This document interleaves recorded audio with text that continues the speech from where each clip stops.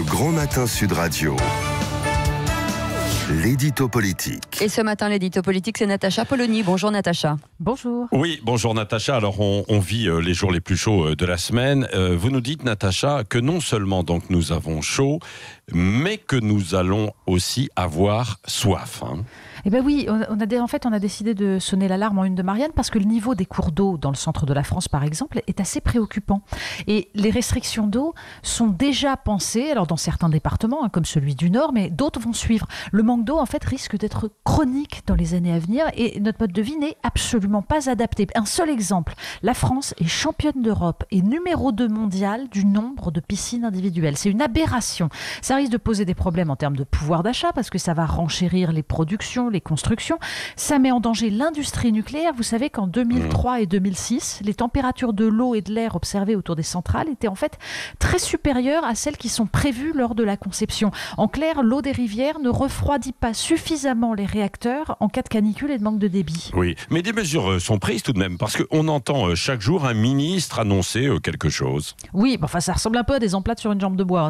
C'est un changement de modèle massif qu'il faut. Le développement par exemple d'une agroécologie qui soit centrée sur des variétés de végétaux adaptés aux sécheresses, sur un mode de culture qui préserve l'humidité des sols, qui lutte contre l'érosion. Mais en fait, je le disais, l'ensemble de nos modes de vie est inadapté à ces chaleurs. Et regardez les villes. Là aussi, il faudrait un changement majeur. Oui, mais justement, c'est dans les villes qu'on voit des politiques municipales écolos. Oui, il suffit de prendre l'exemple de Paris. Anne Hidalgo nous promet des murs végétalisés, des forêts urbaines pour garder justement la fraîcheur et l'humidité. Alors nous, on publie dans Marianne une tribune de France Nature Environnement qui démontre qu'en fait, les vrais espaces verts, c'est-à-dire en pleine terre, n'arrêtent pas de disparaître dans Paris. Et on remplace par des arbres en pot sur les toits. L'architecture des villes modernes, elle est à repenser. On construit des tours en verre avec climatisation à l'intérieur. C'est complètement idiot. Les villes modernes, c'est sur des plans perpendiculaire, c'est beaucoup plus chaud que les villes anciennes avec des rues anarchiques. Et vous savez qu'une étude américaine menée en Arkansas a montré que les trottinettes, par exemple, vous savez, la mobilité douce dont on nous parle, écolo, ont une durée de vie de 28 jours, moins qu'un moustique.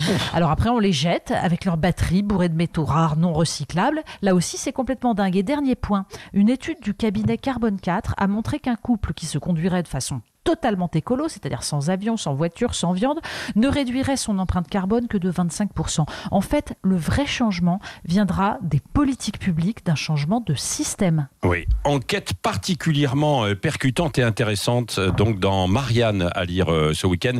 Merci à Natacha Polony, comme chaque vendredi avec nous, Natacha Polony, directrice de Marianne. Et tout de suite, notre